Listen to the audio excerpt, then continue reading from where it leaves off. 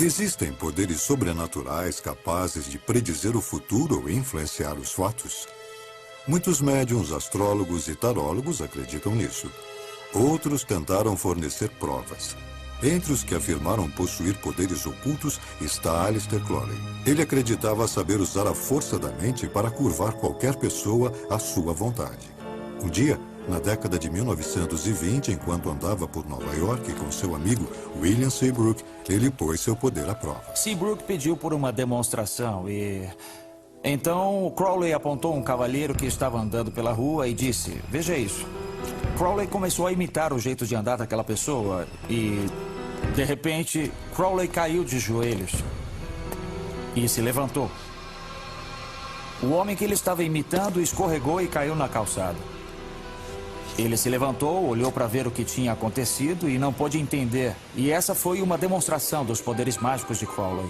A história é lendária em círculos ligados ao ocultismo e tomada como prova de um conceito chamado ação à distância. Ocultistas, em geral, acreditam que podem afetar as coisas de longe, seja adivinhando e vendo de longe, seja realmente influindo à distância. A magia é tanto uma arte quanto uma ciência. Certas coisas causam certos efeitos práticos. Ao mesmo tempo, elas têm que ser feitas com certa intenção e até com talento para funcionarem. Seria Crowley um mestre das artes ocultas em pleno século XX, como alguns dizem? Suas crenças não eram novas. Crowley tomou como guias os egípcios, antigos ocultistas que acreditavam que feitiços poderiam curar doenças e fazer as colheitas crescerem.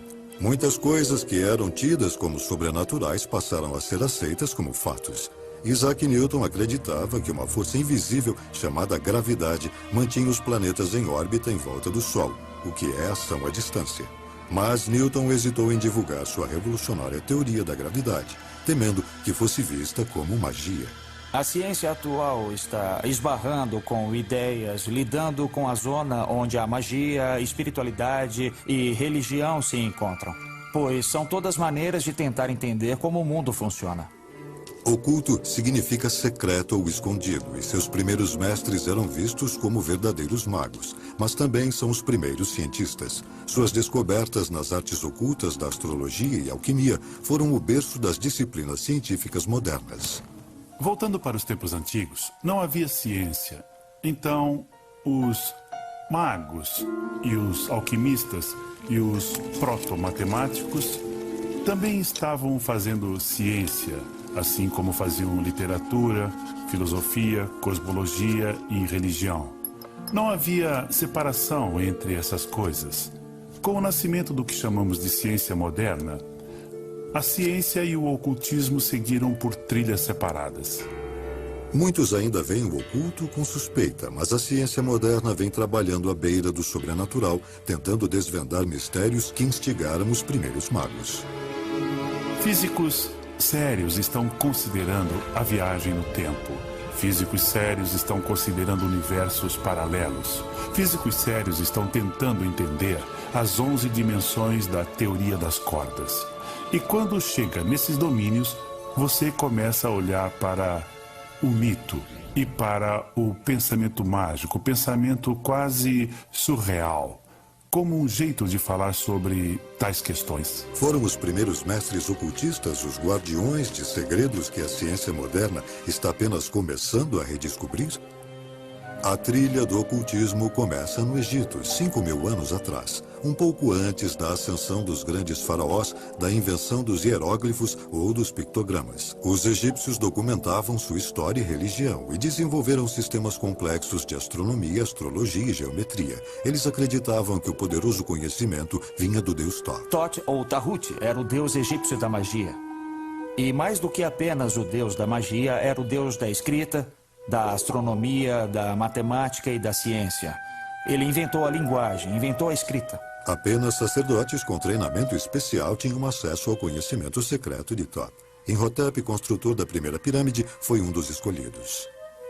Thoth era considerado aquele que nos deu a escrita, os números e as artes de autoconhecimento através de trabalhos com a consciência. Há quem pense que ele era uma pessoa que foi deificada por suas realizações. Outros acreditam que era uma entidade mítica desde o início. As lendas dizem que o livro de magia escrito por Thoth continha segredos dos deuses. Considerava-se que o livro de Thoth estava situado no plano astral.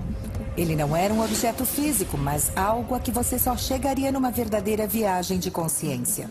Então, provavelmente é uma das mais antigas ocorrências de mediunidade, onde um indivíduo poderia atingir um estado especial da mente e contatar a energia de Thoth, onde pudesse encontrá-la e ser guiado por esse tipo de consciência multilingüe e multicodificado.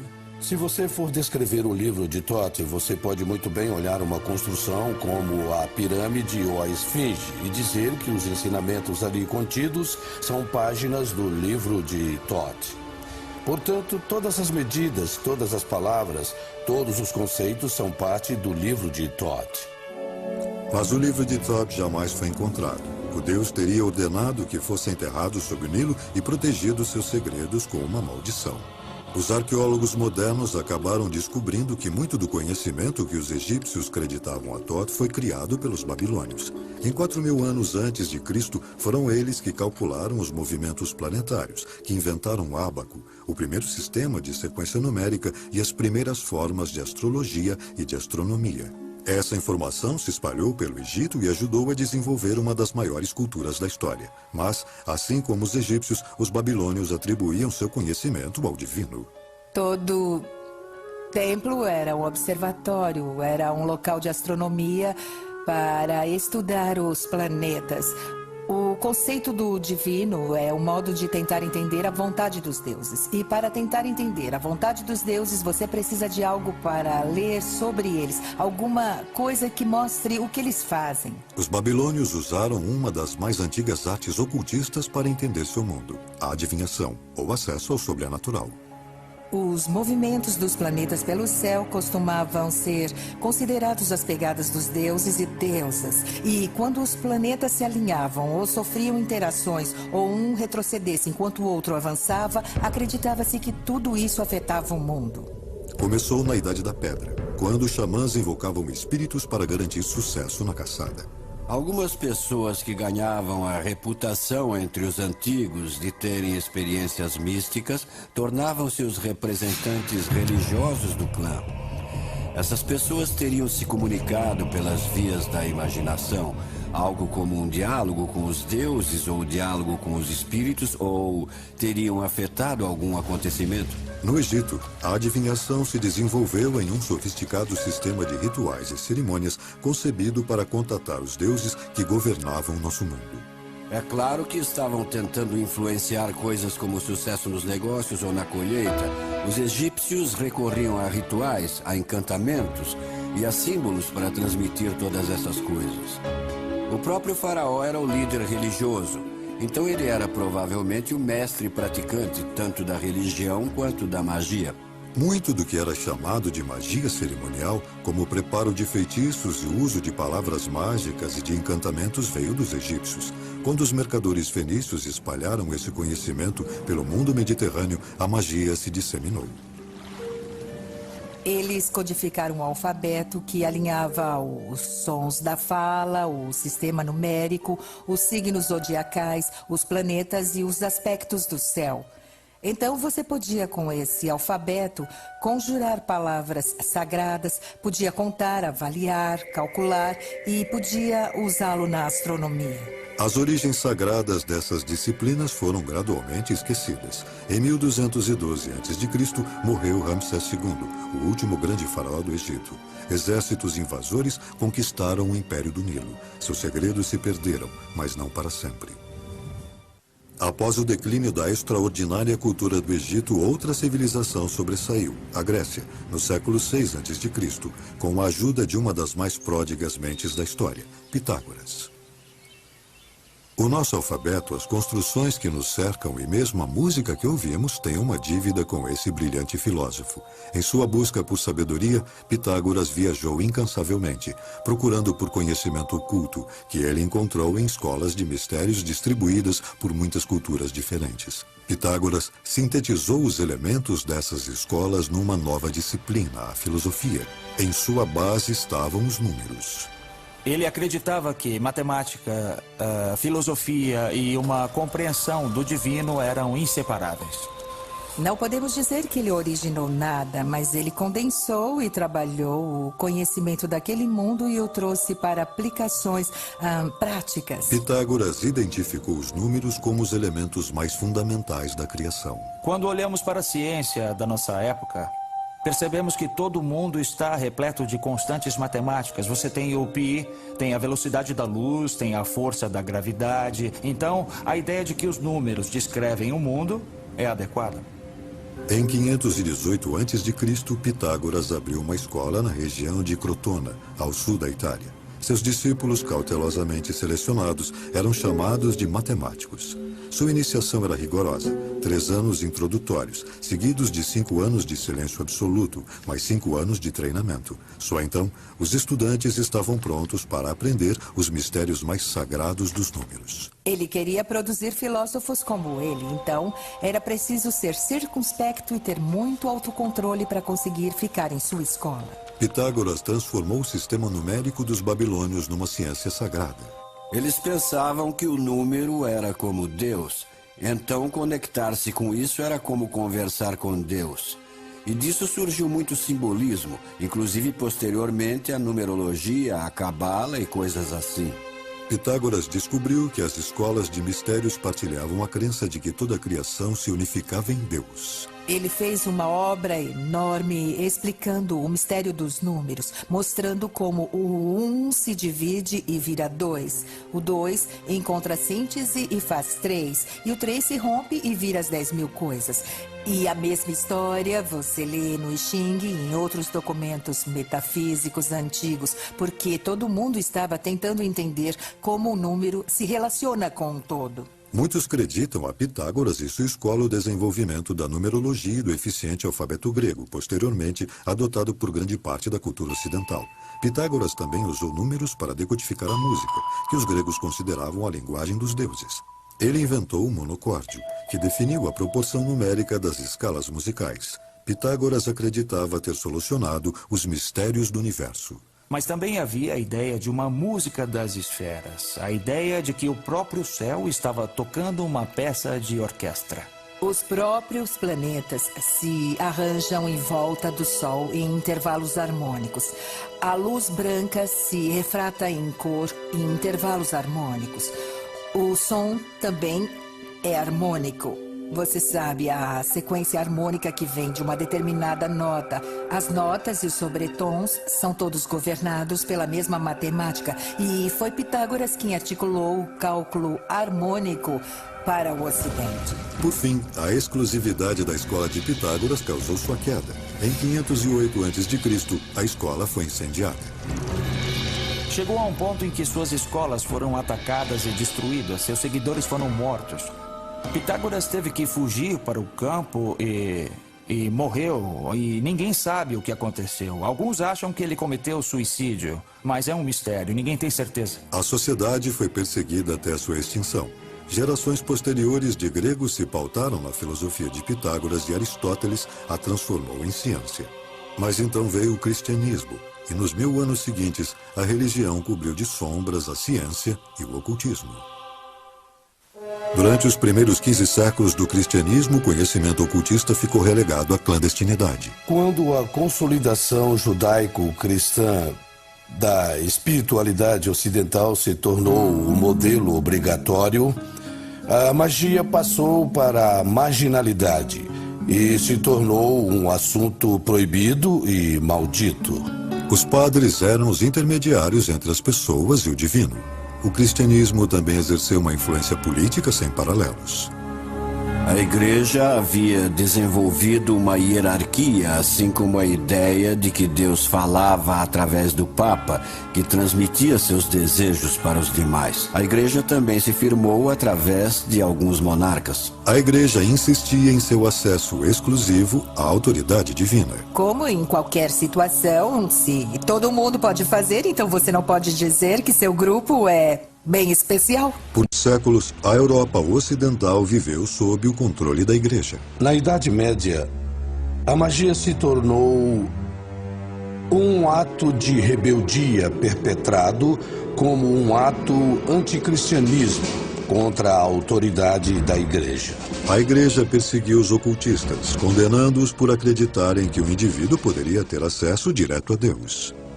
Eles pegaram todo o conceito de hierarquia clerical, os padres, a própria igreja como local de culto e disseram: não, você não precisa de nada disso.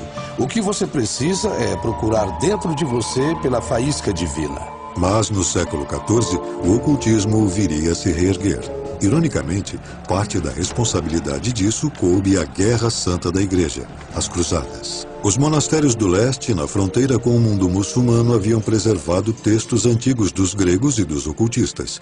Estudando-os por curiosidade, os cruzados retornavam levando um grande número desses documentos de volta à Europa. Esse conhecimento começou a vazar. Pequenas coisas foram sendo encontradas nos monastérios. Uma estrutura aqui, um texto ali. Então circularam rumores de que tinha havido um aprendizado muito maior no passado. A redescoberta alimentou um renascimento cultural extraordinário. Esse é o ponto em que as pessoas começaram a perceber: os antigos tinham muita sabedoria. Então surge uma nova reverência pelas tradições egípcias, gregas, romanas e hebraicas também, porque as pessoas estão em busca de conhecimento e informação e querem entender os segredos dos antigos. As it ushered in the Renaissance, leading the movement into new ways of looking at old knowledge was the German physician Paracelsus. Born in Germany in 1493, Paracelsus trained in traditional medicine but also studied alchemy. Ultimately, forced out of school for challenging the status quo, he embarked on a nomadic life supporting himself with astrology readings. In his far-flung travels, he sought knowledge from any source he could find. Paracelsus went around Europe and talked to barbers, talked to witches, talked to midwives, talked to, the village healer, and gathered together from everywhere what worked. And this was his huge final stance, is I use what works. He rejected outworn theories, ventured beyond accepted boundaries. His pioneering experiments with minerals and chemicals laid the foundation for modern medicine. It was just the beginning of a scientific revolution. The next century would herald the discovery of an occult text that went against more than tradition. A Renascença trouxe um novo espírito de aprendizado e academia se espalharam por toda a Europa. No século XV, Marcello Fatini fundou uma das mais progressistas da Itália. Com o apoio de seu mecenas, Cosimo de' Medici, Fatini adquiriu e traduziu uma coleção de documentos de autoria acreditada a um misterioso mago egípcio chamado Hermes Trismegistus. An emissary from the Orthodox Church brought a cache of documents, and Ficino found, I think it was 12 books supposedly written by Hermes. They weren't necessarily all written as one book, but they were gathered together once these translations were made. The documents, which became known as the Hermeticum, contained teachings from the early Christian era that had been lost for centuries.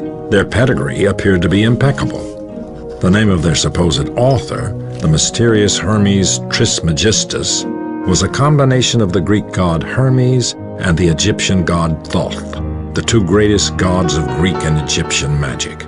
There was occultism in there. There were esoteric doctrines. There was alchemy. There was magic. There was astrology. And Ficino and his school considered these documents to be extremely old, predating Plato, in fact, and having come from Egypt. Scholars would determine that the man Hermes Trismegistus never existed. What Ficino was translating was a compendium of Greek lore about how an individual could cultivate themselves and become enlightened. Raising of a given individual's consciousness until they are like the gods. Os livros eram uma série de diálogos onde o deus Hermes e outros transmitiam segredos do universo. Um dos documentos era uma pequena peça chamada Tábua Esmeraldina, que se tornou a Bíblia dos ocultistas renascentistas. Nesta tábua estava escrito, assim dizia a lenda, ela tinha 12 ou 13 linhas e essas linhas começavam com assim no céu como na terra, porque havia essa ideia de que o padrão do universo, o padrão das estrelas e de todo o universo se repete na terra. O Hermético restabelecia o ensinamento das primeiras escolas de mistérios, de que os seres humanos possuem uma natureza divina. Então é esta a grande meta da iniciação hermética e qualquer outro tipo de iniciação, é transcender nossa mortalidade para voltarmos ao nosso estado original de unidade espiritual. O Hermético fascinou os acadêmicos renascentistas e resgatou o ocultismo. Poderia a ideia de que os seres humanos têm um canal direto com Deus suplantar a autoridade da Igreja? A descoberta do Hermético durante a Renascença criou uma nova geração de ocultistas. Eles procuravam combinar religião, ciência e magia, uma perigosa empreitada numa sociedade regida pelo cristianismo. John Dee arriscaria sua vida para estudar tais lições. John Dee foi um gigante. John Dee foi a encarnação do ideal de um ser iluminado, de um ser que teve a compreensão espiritual de seu papel e missão de vida. E era dotado de uma inteligência superior. Mas, como Pitágoras, ele pagaria um grande preço por ousar investigar a sabedoria dos deuses. Como bom renascentista, Dee seguiu os passos de Paracelso. Ele se valeu da experimentação e se tornou um cientista talentoso, inventor, matemático, criptógrafo brilhante e pioneiro no campo da navegação. Mas ele também era um ocultista, era um feiticeiro, um astrólogo, era astrólogo pessoal da corte da Rainha Elizabeth. E, desse modo, seus interesses eram essencialmente estar em sintonia com o pensamento de seu tempo. Não havia uma distinção clara entre magia e ciência, e ele estava tentando compreender o mundo à sua volta. Quando a Rainha Elizabeth assumiu o trono da Inglaterra em 1558, ela nomeou Dee o astrólogo da corte, mas sua influência foi muito além dessa posição. O famoso mago da Inglaterra também era um espião da rainha. Ele se envolvia em intrigas políticas. Ele era um aliado de confiança da rainha, mas também trabalhava nos bastidores em toda a Europa para ajudar a diminuir o poder da Igreja Católica e colocar o poder da Igreja Protestante em seu lugar. Guiada por Dee, a Rainha Elizabeth legitimou oficialmente a ciência oculta mais significativa da Renascença, a alquimia. Os alquimistas tinham duas metas: curar doenças e transformar metais básicos em ouro. Eles acreditavam que obteriam sucesso ao encontrar a pedra filosofal, um agente místico que também levaria os alquimistas a um elevado estado de consciência. Era uma abordagem para tentar entender como o mundo físico trabalha. A prática da alquimia foi a precursora da química moderna. A alquimia existia desde os antigos egípcios, mas nas mãos dos cientistas renascentistas atingiu outros patamares. Tudo o que sabemos e fazemos hoje na ciência moderna foi desenvolvido pelos alquimistas. Técnicas de laboratório eram parte da tradição alquímica.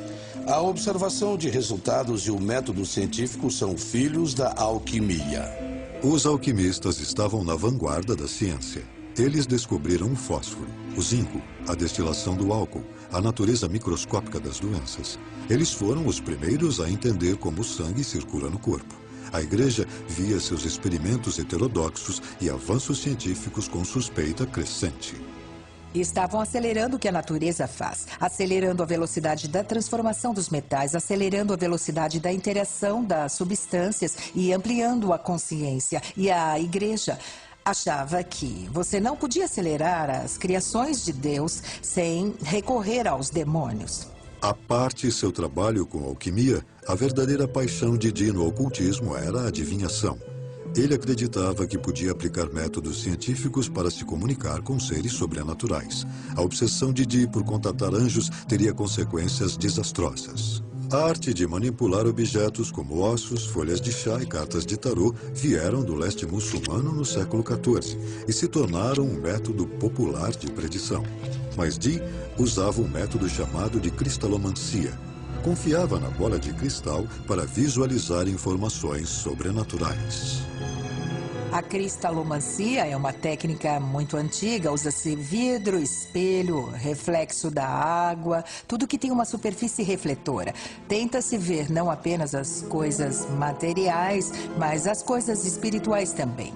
Os esforços de Dee fracassavam até o dia em que um jovem chamado Edward Kelly apareceu à sua porta. Kelly parecia ter talento para ver o mundo das sombras. A técnica consistia em Edward Kelly olhar para um cristal de ametista, descrevendo o que via, enquanto John Dee registrava essa comunicação. Kelly começou a receber mensagens dos anjos. Eles falavam numa linguagem chamada enoquiana, do livro bíblico perdido de Enoque. Essas transmissões são exemplo da prática mediúnica que os seguidores da nova era hoje chamam de channeling. O que Dee e Kelly faziam era pura novidade. Não era baseado na tradição. Ele parecia estar falando uma nova língua. A língua enoquiana parece ter vocabulário e sintaxe coerentes. Então, não parece com algo que Kelly, que não tinha uma educação particularmente erudita, pudesse ter inventado. Ele não poderia ter inventado uma coisa daquelas.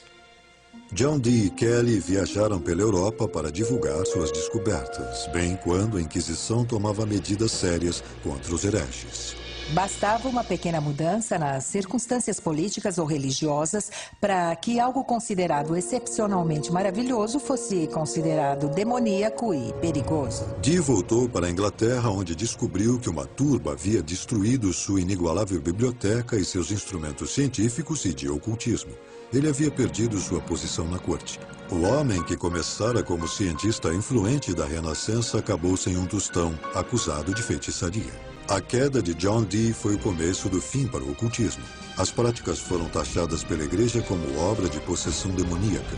Do século XIV ao século XVI, mais de 40 mil pessoas foram executadas por bruxaria.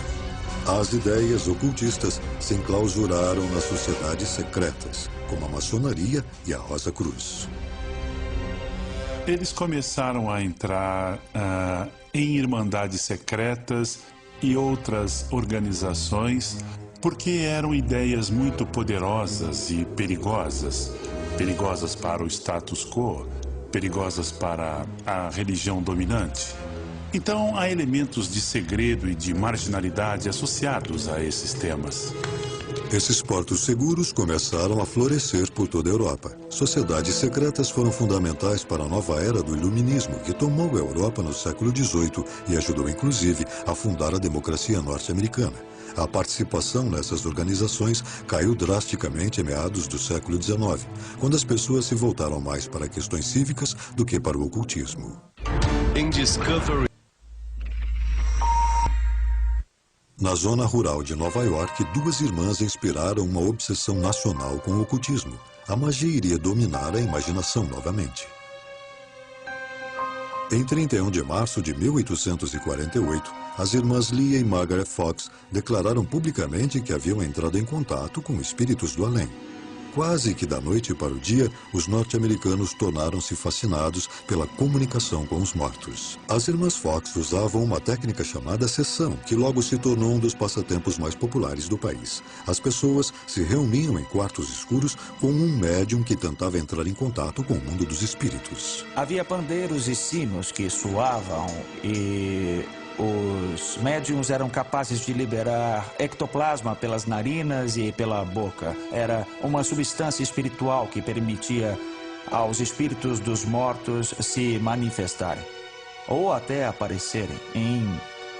Em outros casos, o médium se tornava um conduíte, um canal pelo qual os falecidos podiam falar.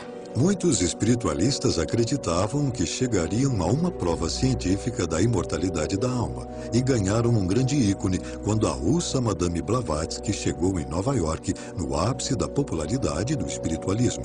Ela logo se tornou a autoproclamada decodificadora dos antigos segredos ocultistas.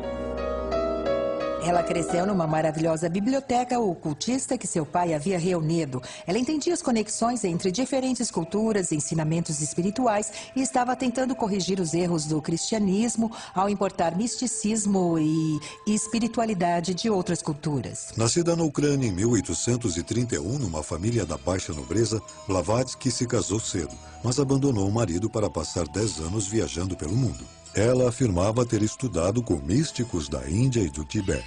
A médium exótica apreciadora de charutos se tornou sensação nos círculos ocultistas. Ela não aceitava limite algum.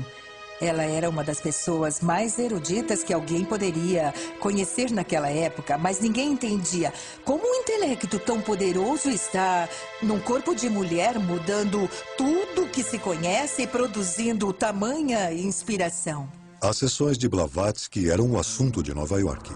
Cartas misteriosas apareciam, escritas por líderes espirituais que ela chamava de Grande Fraternidade Branca. Blavatsky não foi capaz de não se aproveitar da popularidade de suas sessões para defender sua própria causa. Ela usou as sessões para um efeito bem espetacular, para materializar cartas escritas por mestres falecidos como instruções que eram passadas a ela.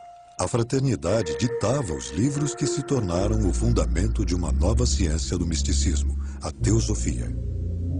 Blavatsky escreveu 2 enormes coleções essenciais, Isis sem véu e a Doutrina Secreta, que pretendiam ser os ensinamentos, as lições secretas dessa fraternidade do Oriente, da escola de mistérios de iniciação.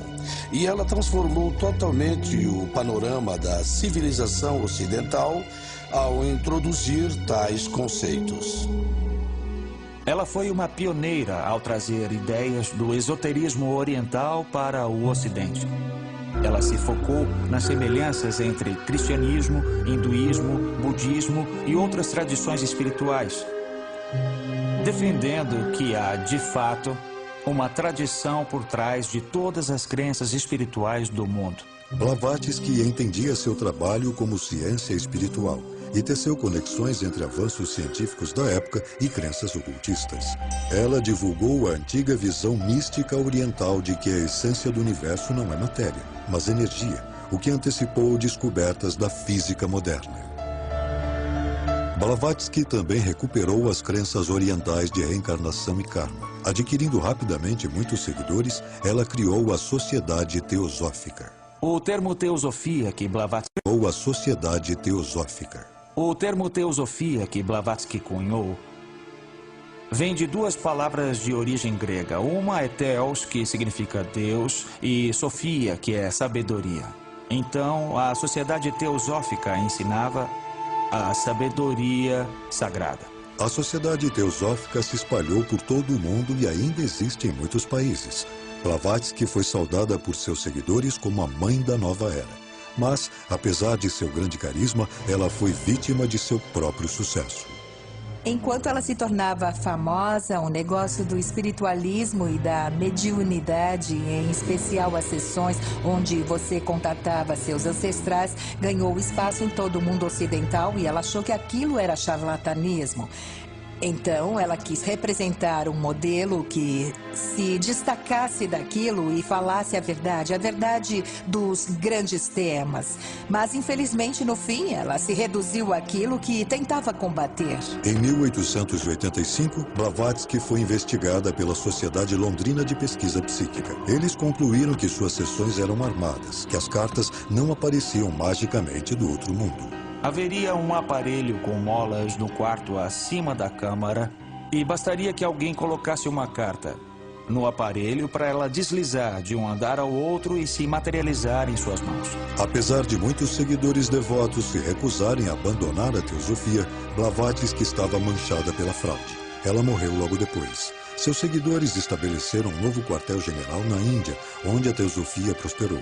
Um jovem devoto, Krishnamurti, foi identificado como um mestre reencarnado e designado para conduzir a sociedade teosófica ao século XX. A síntese de Blavatsky entre espiritualidade ocidental e oriental ganhou um novo terreno no ocultismo. Um homem descrito pelos jornais como a pessoa mais perversa do mundo afirmava ter penetrado ainda mais fundo nos mistérios. Nascido em 1875, Aleister Crowley foi criado num ambiente religioso rígido. Sua mãe o apelidou de besta a partir do livro das Revelações. Era um título que ele manteria por toda a sua vida.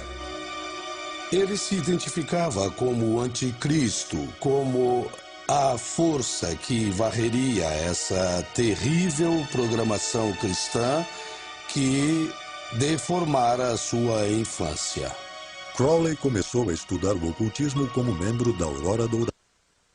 A hermética da Aurora Dourada era uma sociedade secreta típica da era vitoriana na Inglaterra. Ela reunia todo o conhecimento que estava disponível naquela época. Havia tarô, havia a cabala, a magia angelical de John Dee e as tradições Rosa-Cruzes, todas elas combinadas em um único sistema. A Aurora Dourada atraiu boa parte da inteligência de Londres, mas Crowley acabaria por romper com o grupo. Ele encontrou seu próprio sistema de crenças após uma viagem ao Egito, onde sua esposa recebeu um sinal místico de que ele deveria se preparar para uma mensagem dos deuses. Obedecendo ao chamado, ele começou espontaneamente a escrever uma obra chamada O Livro da Lei. Esse livro anuncia uma nova lei para a humanidade. E, de fato, nos conta que nós somos entidades espirituais muito destemidas e iluminadas. Que, de fato, nós somos como deuses. O Livro da Lei foi outra síntese entre a espiritualidade do Oriente e a do Ocidente. Crowley chamou seu novo sistema de Telema. Incorporava princípios da magia que ele dizia ter aprendido com os antigos egípcios e outras fontes ocultas. Ele se tornou um autoproclamado mestre da ação à distância, concentrando sua força de vontade para criar efeitos desejados. Aleister Crowley definiu magia como a arte e a ciência de causar mudanças de acordo com a vontade. Toda a sua abordagem é basicamente possibilitar ao praticante fazer as coisas acontecerem, a materializar o que ele quiser que aconteça no mundo. A lei fundamental de Telema é: faz o que tu queres, há de ser a lei. O amor é a lei. Amor sob vontade. Se para alguns isso pode significar a busca por um caminho superior, para outros é uma desculpa para todo tipo de comportamento desviado. Alguns críticos dizem que o próprio Crowley compartilhava da segunda teoria. Crowley praticava a sexualidade como caminho espiritual. Ele reduziu boa parte dos ensinamentos simbólicos à sua essência, que é fundamentalmente a dualidade e a polaridade entre macho e fêmea. E ele experimentou muito nessa esfera para entender que tipo de mistérios estariam contidos no ato sexual. Crowley fundou sua própria sociedade secreta, a Ordo Templi Orientis, e escreveu diversos livros sobre meditação e magia cerimonial. Ele também ajudou a reinterpretar o tarô para o século XX. O tarô é uma representação pictórica dos ensinamentos ocultistas. É um método de se aprofundar, de contatar os níveis arquetípicos de si mesmo, os níveis espirituais e de entrar num estado meditativo onde a intuição é aguçada a um ponto que talvez permita ver alguns padrões se desenvolvendo porque você está no estado mental propício. Embora tenha sido popularizado pelos nobres italianos no século XIV em cartas de baralho, alguns dizem que as origens do tarô remontam ao Antigo Egito. Ao longo do tempo, adquiriram significado oculto. Crowley desenvolveu sua própria versão chamada de Livro de de Tó, baseada na magia egípcia que havia estudado. Acredita-se que o tarô, que hoje é uma ferramenta popular de adivinhação, revela informações sobre o consulente e sobre o futuro. Tudo que se relaciona num certo momento do tempo está conectado. Então, se duas pessoas se reúnem em torno de uma questão e manipulam uma ferramenta oracular como essa, e se essa manipulação tiver a intenção de atender a necessidade e o sentimento, então surgirá um reflexo especular da energia produzida entre as duas pessoas. Os textos de Crowley, como os de Madame Blavatsky, foram tomados como precursores de muitas ideias da nova era. Mas, apesar de seu trabalho sério no ocultismo, ele acabou se tornando famoso pelo abuso de drogas e comportamento sexual decadente. Quando Hitler subiu ao poder nos anos 30, a reputação de Crowley foi duramente atingida. Ele escreveu propaganda nazista e logo se tornou um excluído. Depois da Segunda Guerra Mundial, houve rumores de que Hitler teria usado os textos de Crowley e Madame Blavatsky para formar sua teoria sobre a superioridade ariana. Não acho que haja qualquer evidência de que Hitler leu as obras de Aleister Crowley propriamente. Sem dúvida é sabido que Hitler e membros de seu regime tinham grande interesse no ocultismo e que adotaram como seus alguns dos símbolos ocultistas. Doente e viciado em ópio, Crowley passou seus últimos dias numa pensão e morreu em 1947. Como outros ocultistas antes dele, Crowley tentou aprender os segredos dos deuses e terminou desacreditado e condenado pela sociedade. Eu acho que no caso dos grandes pensadores da história, que no fim acabam sendo perseguidos por suas crenças, o que acontece é que essas pessoas estão muito à frente de seu tempo e desafiam nossas concepções, deixando as pessoas desconfortáveis. Esse nível de desconforto, esse nível de medo e de ameaça do pensamento sobre as bases do poder leva a sociedade, o governo e outras instituições a atacá-los. Ataques terroristas. As práticas ocultistas definharam na maior parte do século XX, mas voltaram a florescer durante o movimento hippie dos anos 60. Gurus populares como Maharishi e Timothy Leary promoviam estados alterados de consciência que poderiam levar a patamares mais altos de autoconsciência. O individualismo se tornou a meta de milhões de jovens que rejeitavam as religiões tradicionais em troca de suas próprias rotas em direção a Deus. Nos anos 80, as ideias da nova era já eram bem aceitas. Os textos de Madame Blavatsky se tornaram centrais na reinterpretação do ocultismo para audiências modernas, e até a reputação de Aleister Crowley foi até certo ponto restabelecida. Houve um boom no interesse pelo ocultismo, e nós vemos Crowley quase como um ícone pop. Os Beatles puseram Aleister Crowley na capa de Sgt. Pepper. Jovens músicos como David Bowie e Jimmy Page se interessaram muito por Crowley. Ele obteve uma renascença nos anos 60 e 70 e tem sido uma figura bem popular de lá para cá. Os sistemas de crenças ocultistas são hoje adotados por milhões de seguidores da nova era, que escolhem a dedo do vasto leque de conceitos os que melhor se encaixam em cada estilo e espiritualidade individuais. Ainda assim, o ocultismo continua sendo visto com suspeita. Muitos dos praticantes o descrevem como uma moderna busca mística.